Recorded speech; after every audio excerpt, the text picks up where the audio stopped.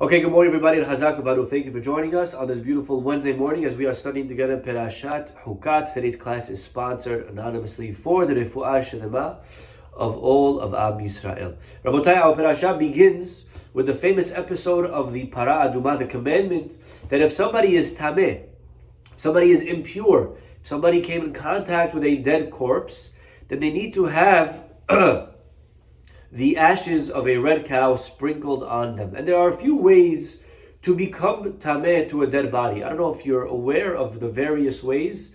Most of us are not, because the laws of Tumat Tahara are no longer applicable today. Today, it doesn't matter, right? Even if you're a Kohen, you would try to avoid it. But practically speaking, it doesn't matter if you're tameh or not. There's no korbanot today. We're not going into the sanctuary, into the Beit HaMikdash, etc. But Be'ezrat Hashem, we're going to have it rebuilt, and we're going to need to know all of these laws. And the Pasuk tells us one of the ways, of course, to become tameh is we touch the body. If you touch a dead body, you're tameh. But another way is what's called through an ohel. Anyone know what's an ohel? Not where the Chabad Rebbe is buried. It's also the ohel. But ohel is a tent, okay? What's a tent? If you are in the same roof, under the same roof as a dead person, then the tum'ah travels to anyone that's under that room. You could be in Madison Square Garden. You're nowhere near the guy. You did 6 feet social distance.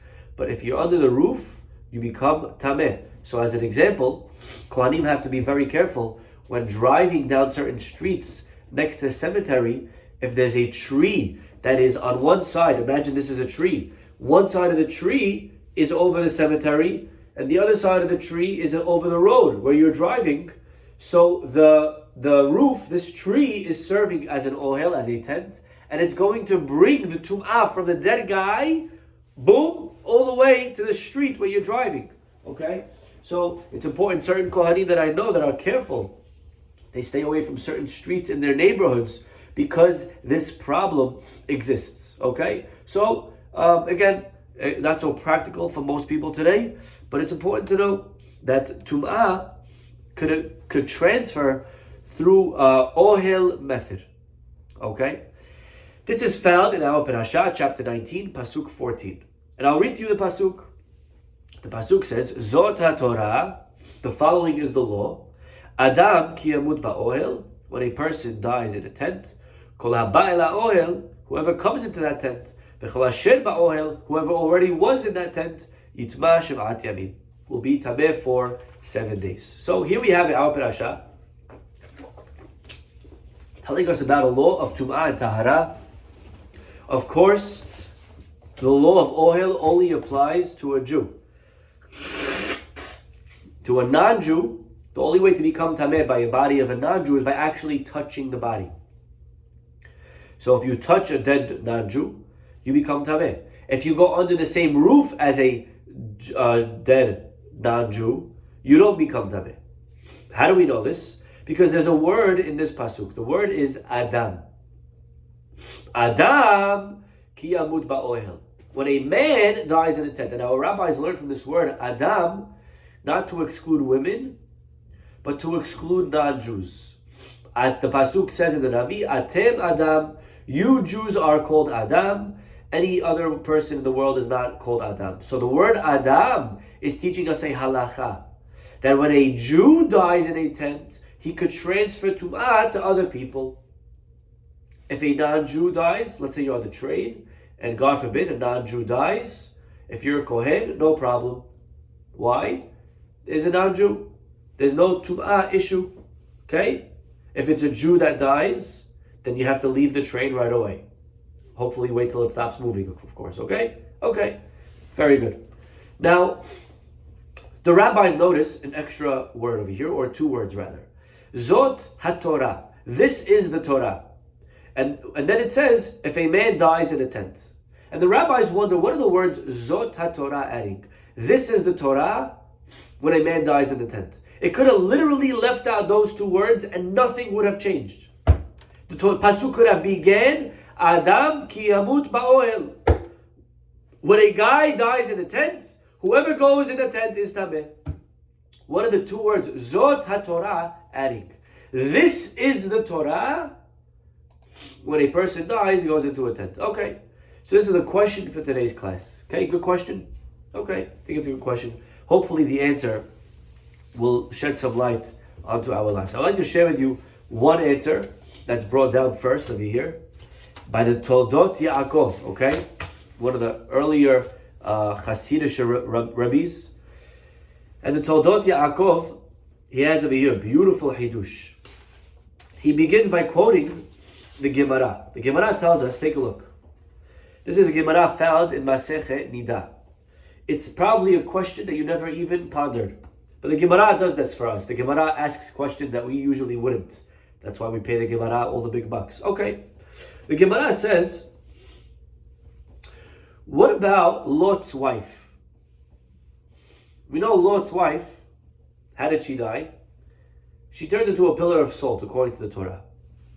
The Gemara wants to know, if you are found in the same tent as Lot's wife, do you become Tameh? Very interesting question. Okay? So you got a whole pile of salt over there. Does Lot's wife transfer Tum'ah through oil? Okay, again, I don't know why the Gemara is asking that. It's irrelevant. She died already. She's gone. Okay, but it's a question. Now, the Gemara says that you wouldn't become Tameh. That's the answer. You would not. Only a normal corpse transfers Tum'ah through oil. A pillar of salt is not a normal corpse. No problem.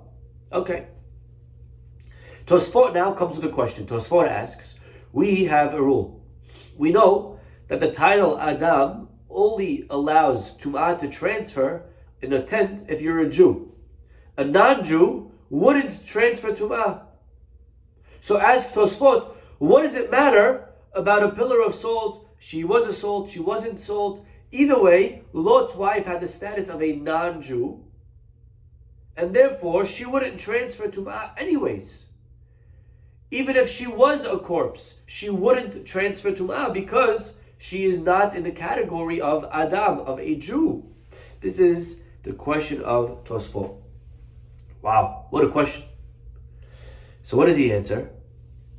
He says that the term Adam only applies once the Torah was given. Prior to the giving of the Torah, even non-Jews would transfer Tum'ah. So what that means is once the Torah is given, now a Jew does transfer, a non-Jew doesn't. Says the Toldot Yaakov, where did Tosfot get this from? How do you know that before the Torah, even a non-Jew could transfer Tum'ah? And he says the answer is in our Pasuk. He says, the Pasuk says, Zot HaTorah. This is the Torah. Once the Torah was given, then and only then, Adam ki yamut ba'ohel. When a person dies who's a Jew, they transfer Tum'ah through a tent. But if it was before the Torah was given, without Zot HaTorah, then even Lot's wife technically would have been able to transfer Tum'ah, except for the fact that she was a pillar of salt. So this is the Toldot Yaakov. Very interesting answer. Definitely not the straightforward pshat, but a beautiful answer nonetheless. Today, Rabotai, I'd like to share with you, though, the answer that's found in the Gemara. The Gemara tells us, Zot Hukat HaTorah. Masechet Berachot, page 63b. The Gemara tells us the following. You know what we learned from Zot HaTorah? You know what we learned from Zot HaTorah, Adam ki yamut ba'ohel? We learned a very interesting concept. This is the Torah. The following is the law of the Torah. Adam ki yamut ba'ohel. And the Gemara is telling us over here something, nothing to do with Tum'ah. The Gemara is saying, if you want Torah, Zot HaTorah, if you want to learn, person wants to grow in life, there's only one way. Adam ki yamut ba'ohel. A person must be willing to die in the tent for it. And divrei Torah mitkaimin, the words of Torah are only going to be established b'mi shemimit atzmo aleha, somebody who literally dies over the Torah. The same way you die over someone, or you die for food, or you die for good company. If you want Torah to last in a person says be willing to die for the Torah. Now what does that mean? To die for the Torah. Should I literally try to die for the Torah? Is it one of the mitzvot that I should be willing to die for?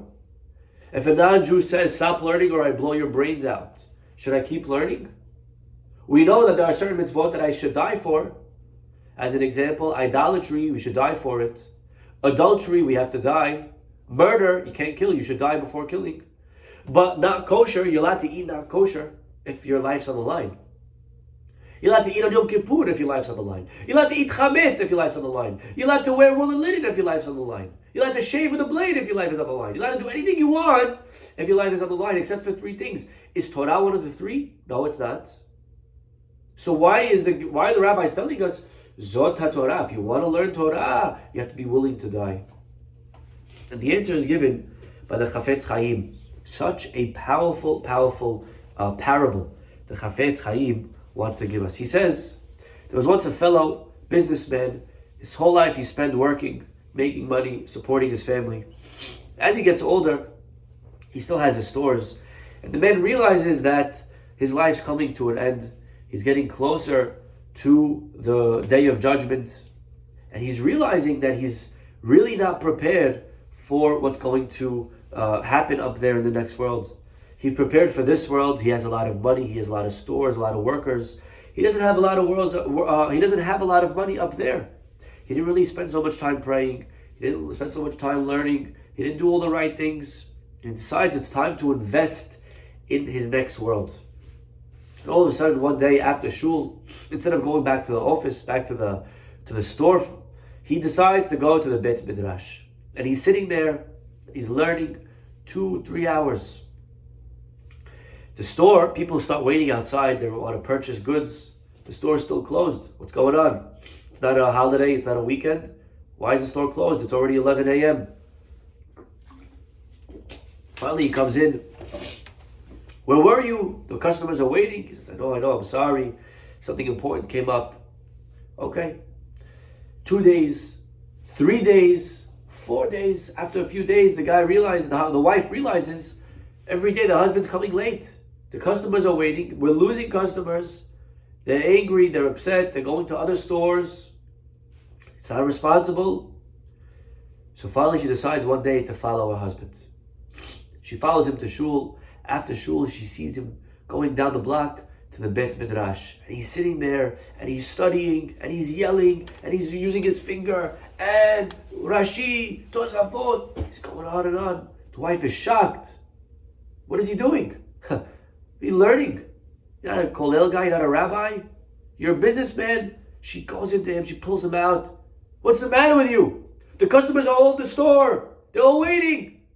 Yeah, what kind of irresponsibility is this? And I don't even care for the parnasah. We have parnasah. But you have loyal customers. What are you learning for? He turns to his wife and he says, my dear, let me ask you a question. What would you do, God forbid, if the angel of death came one day and said to you, listen, Mrs. Cohen, I need to take your husband. Today's his day. Today's his husband's day to die. I'm going to take your husband. What would you tell him? Would you tell him, no, I can't. I have customers. They need him in the store. Right? What are you going to tell him? The angel of death is the angel of death. When he wants to do something, there's no questions, no ifs, ands, or buts. That's it. He wants to take him, he's going to take him. He turns to his wife and says, my dear, make believe every day for the first 3 hours of the day that I am dead. Make believe that the Yetzer Hara, the Satan, make believe the angel of death took me. What would you do if I was dead? Would you tell him we can't, we have customers? You would figure it out. You would go to the store, you would hire somebody. So for every day, for 3 hours, I'm dead. And then, after 3 hours, Techiyat HaMetim, I come back, I'll come work, I'll be with you, we'll spend time. Every day we'll have a new resurrection of the dead. But for 3 hours, make believe I don't exist. You know, a lot of times in life, when we want to pray, we want to do, and then we get headaches, we get distractions, we get things coming that take us away from what we're supposed to do. And we get carried away with a video, with a show, with a movie, with a game, with a customer. And we dedicated this hour to learn. And all of a sudden we realize we didn't learn. I started learning, and I opened the Gemara, and I'm sitting in the shul, and then I got a quick buzz on my phone, and I open my phone, and I look at it, and I see, okay, quick answer. Then I put it back, then I get back into it, and then I get another phone text buzz on my phone, and I look at the email, and I answer the email, and I have to go to the bathroom, and I go to the bathroom, and then I have to go to get a drink, and I get a coffee. Before I know it, the hour is done. Says the Hafetz Chaim, you know what's the secret to managing our time properly? Zot HaTorah, if you want to learn Torah, Adam ki yamut ba'ohel. A person has to make believe that they are dead. If a person was dead, what would they do? Would they answer a customer? Could they answer? Would it matter? So we have to be able to get up to a point of discipline where when we're doing something, when we have our minds set out to do something, to learn, to study, not to allow various factors to interrupt us. A phone call, person arriving, a visitor. If a guy is dead, could you disturb him with a phone call? A dead person, you can't disturb him, he's dead. Says the Gemara, if you want to succeed in life and learning, and it's not only for learning, it's anything in life that you want to do. If you want to succeed with your spouse in a relationship, if you want to succeed with being with your kids, if you want to succeed in work, Zot HaTorah, Adam ki yamut ba'ohel. What would you do if the guy was dead? Would you be able to bother him? He's dead, you can't bother him. So we have to act in those few hours that we allocated to doing certain things of our lives. In this hour, I'm dead. If I was dead, I wouldn't have my phone. Keep the phone away. If I was dead, I wouldn't answer emails. If I was dead, I wouldn't answer calls. I wouldn't answer this. I wouldn't go out getting distracted in the hallway talking with people. Right now, I'm dead. When I'm dead, I'm learning. It's all I'm doing. In 2 hours, I'm back alive. I'm back in the office. But a lot of times, Yetzirah convince us that we're indisposable. You can't. They need you. The company, you have to go, answer the call, do the thing. And we get carried away, we get distracted. And instead of maximizing our time, we end up wasting our time. Zot HaTorah, says the Pasuk, if you want to succeed in Torah, Adam ki yamut ba'ohel. Person has to be willing to act as if they are dead for a short moment in the day. A very powerful piece of advice helping us in managing our time. Whatever it is that you want to do, whatever it is that you're trying to accomplish, but in that hour, you should act as if we're not around. There's nothing else. I can't answer. I'm not available. I am not available. A dead guy is not available. I'm like a dead guy. I'm not available. But they need you. They'll figure it out. They'll find someone. They'll figure it out. This is my hour. I don't move for this hour. Every day I learn from this time to this time. I'm not available. Of course, there's always exceptions. But as a rule of thumb, I'm not available. There is over here a lot of beautiful literature on the importance, my friends, of managing and maximizing our time.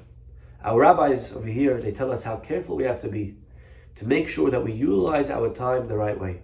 You know, there is a book called Ahavat Chesed, strongly recommended by the Chafetz Chaim. We're doing in the synagogue every morning, just one lesson a day, right here, a lesson a day, you see it, of the Chafetz Chaim, through the Shiurim of Rabbi Fishel Schachter, written by Chana Nesselbaum. Okay, great stuff over here.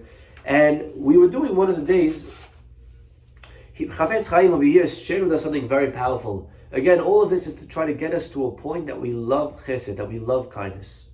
Says the Chafetz Chaim the following.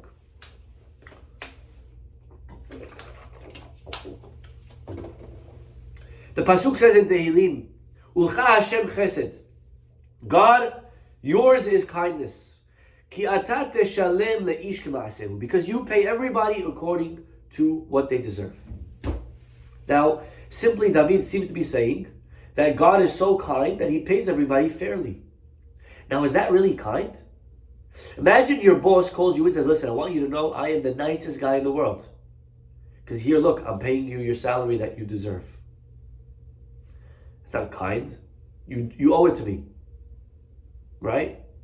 It's something that I deserve, that I earned. Why is David saying Hashem is so kind? Because He pays us back according to what we did. Didn't we do it and we deserve reward? So it's not kind. I would hope Hashem is fair. I would hope that He would pay me back what I deserve. I would hardly call that an act of kindness. If a guy came into the shul and said, look, you see that guy sitting over there? What a Baal Chesed. He pays all of his employees on time. Baal Chesed? Not a Chesed. Of course you pay your employees on time. I don't know, maybe today it's not a given. Who knows? But in theory, you should be doing that. I wouldn't call you a Mr. Chesed. What exactly is David HaMelech saying? There are many answers to this question. I'll share with you just a few. One answer is based on a beautiful parable he gives. He says there was once a family. They had a son. They wanted their son to learn a trade. So they went over to a carpenter or whatever, a professional. They said, listen, our son here, we want you to train him. Take him in as an apprentice, and we're going to pay you. We're going to pay you 25 rubles a week or a month, whatever the number is. And you're going to take our son, you're going to train him, you're going to teach him, he's going to work for you, and for 5 years, he's going to be under your wing. After 5 years, he'll be very good at what he does, and now instead of us paying you, you'll pay him 1 ruble a week. Good deal? Good deal. The guy accepts, and they agree. For 5 years, this kid is there, he's learning the trade, the art of carpentry, everything. Kid's great. And after 5 years, now the family stops paying the carpenter, and the carpenter has to start paying the kid, and he pays him 1 ruble a week. This carpenter got very successful, and he wasn't able anymore to juggle all of the different responsibilities, all the different jobs that he had. So he started giving out to other subcontractors different work to do, and he would pay them 4 or 5 ruble. One day, this kid sees that he's paying them more than he gets paid. He says, I don't understand. I work for you, you know me, and you only give me 1 ruble. This kid, this guy, you gave him just to do one job, you give him 4 rubles? How's that fair? And the professional looks at the kid and he says, you fool. Tell me, who gave you all your skills? The work that you do, where do you do it? You do it in my shop. The tools that you use, whose tools are they? They're my tools.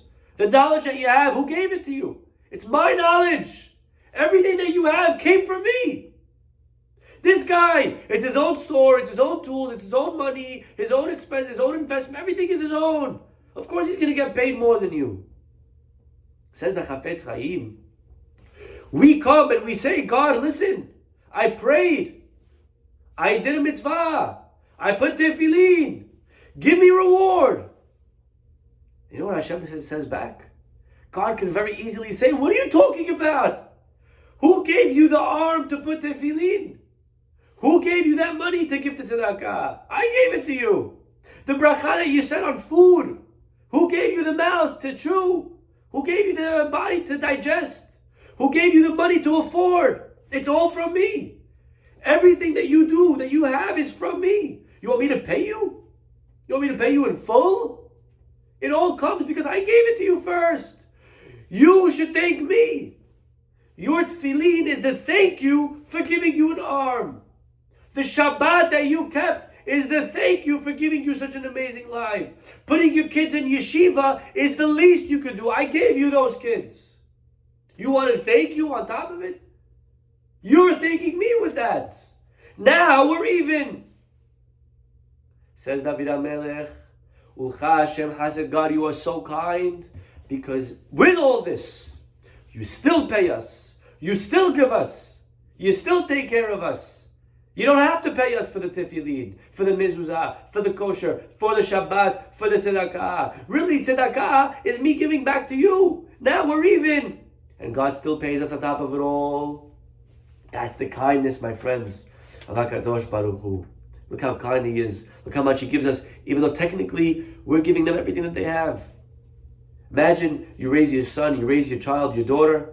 You say to them, listen, I give you all of this. I ask one thing back in return. Every day, just come with me to shul. Every day, just read one chapter of Tehillim. Every day, just clean your bed. They come, okay, you're right. They clean the bed. They say Tehillim. Say, all right, mommy, come, daddy, pay me now. What do you mean pay you? Yeah, where's my pay? Where's my thank you? What do you mean thank you? That's your thank you to me. Now we're even. Hashem's kindness is way past that. Hashem, even though we're even, now He starts paying us. He doesn't have to pay us. So that's one answer to the question. Ucha Hashem Hased. God, you're so kind. And you pay us. Really, you don't have to pay us. You already prepaid us. You already gave us way before. You beat us to it. Now we owe you. But now God says, I'll pay you anyways.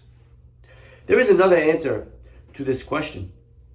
I'm not sure if you're aware, Rabotai, but when a person is accused of a certain crime, so either they can have a jury judge the case, or they can opt out and decide to have a judge be the judge. Yeah, I don't know if you knew this. You're entitled to choose a jury or a judge. It's up to you. Now, truth be told, most people go with a jury. Why? Because a jury, there's always going to be 1 out of the 12 that's compassionate. And you can't get a vote unless all 12 agree to the same thing. And hopefully you'll appeal to their mercy, to their empathy, to their compassion, to their kindness, etc. And usually people go with a jury. A judge, he's one guy, you're at his mercy, who knows? However, it says the Chafetz Chaim, after 120, the truth is, we're all going to also be judged. And again, we could choose, if we want, a judge or a jury.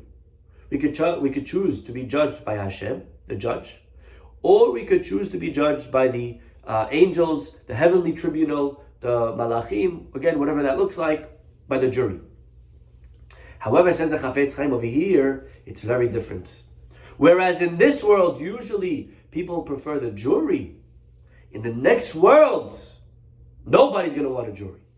Every one of us is going to rather be judged by HaKadosh Baruch Hu, because God is forgiving. God gives another chance. God lets things go. Hashem is able to dan lekav zechut. Hashem takes other things into account, whereas the jury doesn't necessarily do that in Shamayim. So in the heavens, we're going to want God to be our judge. There's a beautiful parable, a mashal, of this fellow, a defendant, whose life is on the line. He's accused of murder, and he knows it's over. They have all the evidence stacked against him. He calls up a company that's very well known, good reputation, and they say, listen, it's going to cost you, but we could defend you. He says, okay. He sends the retainer fee, etc. He goes to court, and he's sitting there waiting for whoever this team is going to send to represent him. Finally, this man is sitting there, his life is literally on the line, and all of a sudden, who walks in? This 19-year-old kid. 19-year-old kid, he's still in college. Kid's like, a guy thinks, all right, the kid's coming to watch and observe. All of a sudden, the kid comes all the way to the front, he sits right next to him. He looks at him, who are you? What are you doing here? The kid, what do you mean, who am I? I'm your lawyer, dude. He says, you're my lawyer? What do you mean you're my lawyer? How old are you? 19 and a half. He says, 19 and a half? Did you pass? You get your bachelor's? He says, no, almost there. You don't have your bachelor's? Did you take the bar? Did you? No, I took a course in high school on law. Took a course in high school? The company, the firm sent you to defend me? Oh my God, it's over. The guy's finished. Anyways, the judge comes in, and the prosecuting attorney gets up, and he starts laying out case after case, proof after proof, example after example, witness after witness. And each and every time, the judge turns to the defendant, anything that you would like to say? And the kid says, no, I'm good. He says, what do you mean you're good? Dude, defend me! Say something! No, we're good, Your Honor. The guy starts crying. He realizes he's finished. Okay. Finally, after hours and hours of litigation, the judge turns to the defense attorney, anything you would like to add? And the kid says, really, I'm okay. I have nothing else to say. I would just like to tell you one thing. And he goes over and he whispers to the judge something in his ear. Okay, the judge hears it. He says, okay, we'll decide after in a few minutes.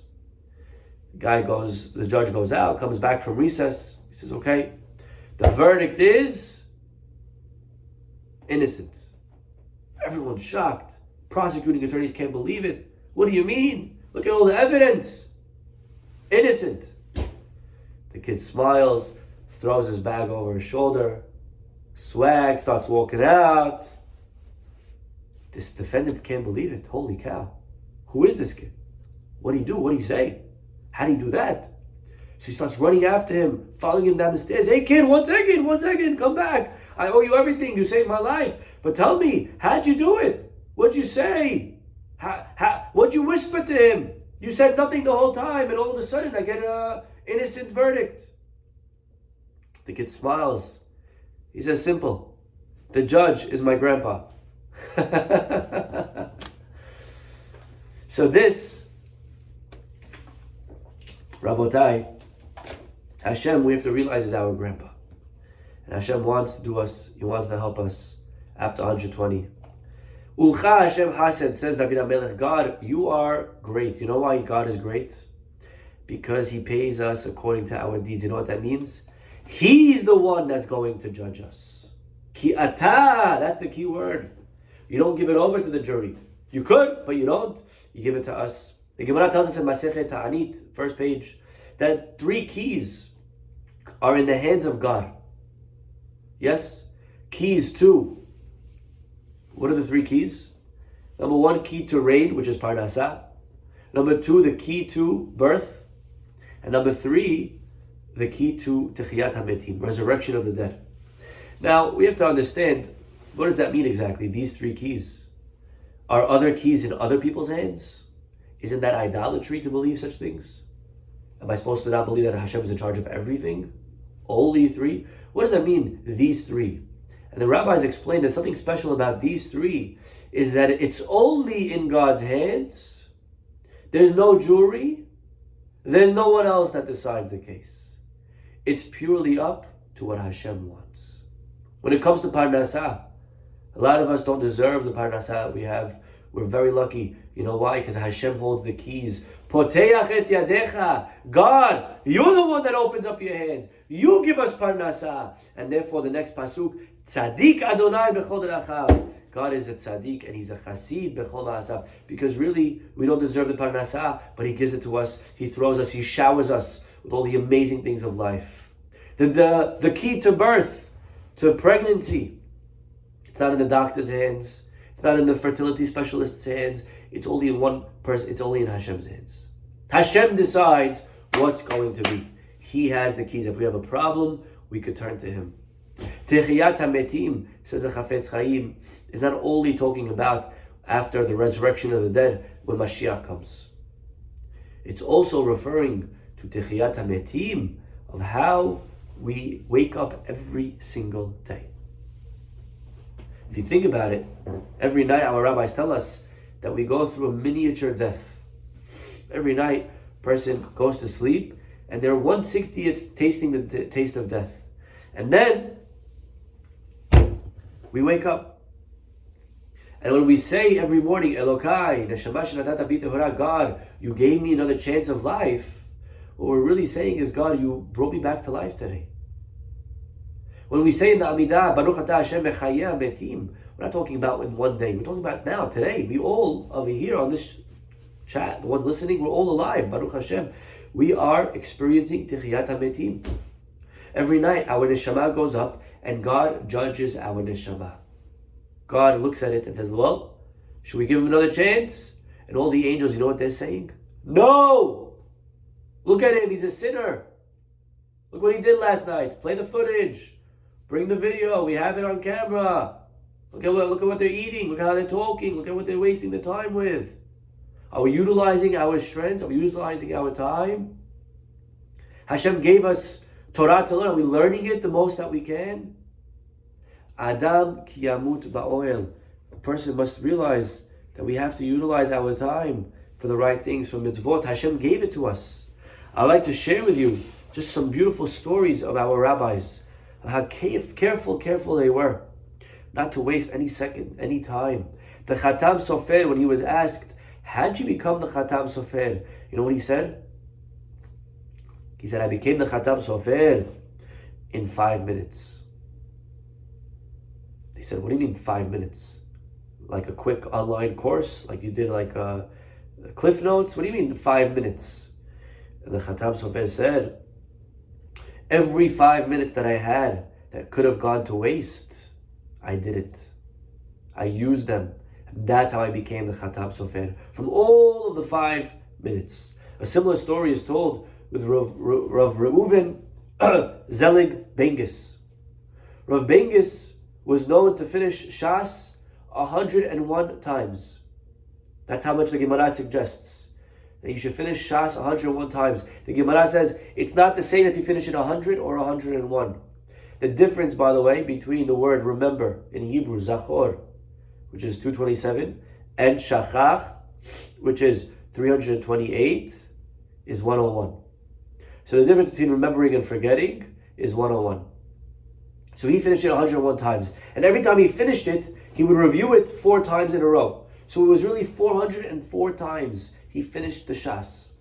Now, because of this, you could imagine he would make many siyumim on Shas. We have a siyum of Shas every 7 years. He would make a siyum of Shas twice a year.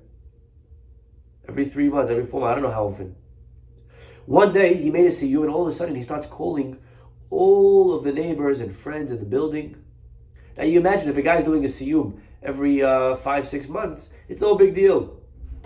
You know, a lot of times, you see it in the yeshivas, the ones that the boys are newer to the yeshiva, when they finish a masechet, they're excited, they do a siyum.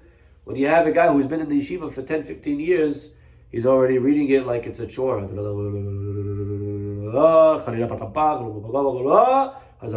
Right? And he gets that, don't even tell the guy Hazaku Baruch.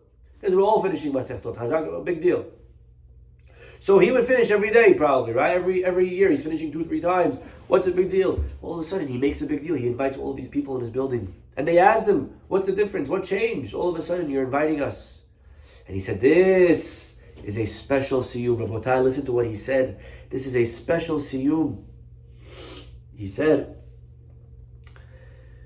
Et hashas hazeh, this siyum, this shas that I'm finishing right now, I was able to learn through all of the 5 minutes that I was able to squeeze of wasted time throughout the day. I was able to steal a few moments here, a few minutes there, online for the bank. What are you doing online? People go on their phone. You're waiting for the train. What are you doing? Go on your phone. He says, you know what I would do on all of those extra minutes? I would learn. I would have a special set of learning. This Masechet Siyum, this Shas that I'm finishing right now, is from all of the extra minutes of life. He was able to learn a whole extra Shas one time because of it. Unbelievable. You know, we complain so much that there's no time. We have no time, Rabbi. Allow me to read to you what the Stipler writes in a letter to a student. Now again, it's to a student, I'll admit, so it's not going to apply to us fully, but we could translate it a little bit to our lives. Look at what he writes. He says the most important thing.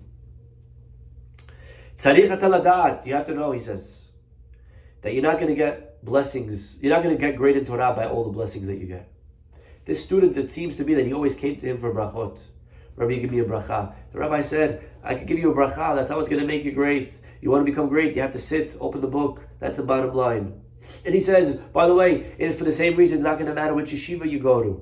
You go to this yeshiva, you go to that yeshiva. What matters most is that you learn with diligence. You don't waste time. That's what's going to matter. That's what's going to impact whether or not you become a Talmid Chacham. He says as follows. You should know, he says, there are 24 hours in a day. Now subtract for sleep, how many hours do you suggest the Stipler would recommend sleeping a day? A great sage like the Stipler, how many hours do you think he slept a day? Probably 2-3 hours to become a great rabbi. 8! He says sleep for 8 hours a day. 8 hours, there's no way. So he says right here. I'm reading it to you. He says in a letter, you should sleep. Yes, she'ishan kol hashmona sha'ot balayla, to sleep for 8 hours a day. Some people could do it at 7 and 1. You want to do 7 in the night, 1 in the morning, in the middle of the day, power nap. However you want to divide the 8, but you need 8 hours of sleep a day. Then take off 2 hours for prayer. Now, I'll be honest, I don't know where he was praying. Okay, none of us would dare go into that shul ever again. 2 hours for prayer, right? What is it, Shabbat? Okay. But 2 hours between Shaharit, Mincha, and Arbit, 2 hours. Okay. 2 hours for your body. Eating, not for eating only. Eating, exercise, shower, whatever you need, brush your teeth. So we're at 12. He says that will leave you with 12 hours a day. 12 hours a day for this 5 years that a boy is in yeshiva. If you're learning for the 12 properly, and you took care of your body, you took care of your food, you took care of your praying, you took care of your sleeping, he says you'll be knowledgeable in 3 Sdarim out of 6 of the entire Shas. You'll know very well Mo'ed, Nashim, Nezikin. Then, if you stay for 4 more years, you'll know as well Zra'im and Kedashim and Taharot, the other 3. That means after 10 years, you'll be knowledgeable in the entire Shas. And if you keep going, and the letter goes on and on and on, right? But Rabotai, for us, you're right, we have to work. So how many hours a day are we working? From 10 to 6 is 8 hours a day. I often think if a person's sleeping for 8 and working for 8 and taking care of prayer for 2 and eating for 2 and exercising, whatever, that should leave them with 4 hours at the end of the day. 4 hours. That's a lot of time.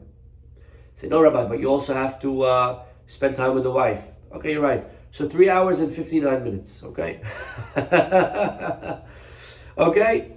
So, take away an hour to be with the family and everyone. 3 hours. Are we learning for 3 hours a day? Are we learning for 2 hours a day? So we have to ask ourselves, are we utilizing our time that Hashem gave us? Every night Hashem has a decision to make. And the angels say, Hashem, look at him. He's wasting his time. What are you giving this guy life for? Kill him. You gave him 24 hours and he wasted so much of it. If you hire somebody to work for you, and the guy is in the office, you see him on the phone, watching movies, TV shows, playing games. You call the guy and say, listen, I caught you. We have a camera. You didn't see it, but we caught you. Just warning you not to waste your time anymore. Okay. Then the guy sneaks into the coffee room. He's watching over there, doing over there. Hey, we caught you in the coffee room. At a certain point, you fire the guy, right? We're not paying you to watch movies. You want to watch movies, go on your own time. We're paying you to work. Hashem is paying us. He's giving us life. We have 4 hours a day that we could use beautifully to learn, to do chesed. Are we doing it? The angels are saying every night, don't do it, God. They're wasting their time. They're eating alcohol. They're doing inappropriate things. And I don't know about you guys, but I have things. I'm not perfect. And Hashem was kind to me last night. He gave me another chance. Hashem gave me another day of life. That is the kindness of Hashem. You know what God says to the angels? Sorry, you're not the one with the keys. I have the keys to Techiyat HaMetim. It's up to me. And although you decide to kill him tonight, overruled. We're giving him another chance. And every day God gives us another chance. So this is the kindness, Rabotai, of HaKadosh Baruch Hu. We should always be zocheh to merit this kindness from Hashem, to continue to prove ourselves worthy by giving out the proper tzedakah, by using our time wisely, remembering that, you know what, something important came up. But what would I do if I was dead? If I was dead, would I be able to? That's it, I'm unavailable. Zot HaTorah, Adam ki yamut ba'oel. If we want to learn, if we want to accomplish, if we want to do good in life, we have to act as if we're dead. I'm not available. Later, I'll come back to life. Come back and get me later. Right now, this is very important. Right now, there's nothing else that I need to do except for what's in front of me. Stop over here. Have a wonderful day. God willing, we'll see you all tomorrow. Bye-bye.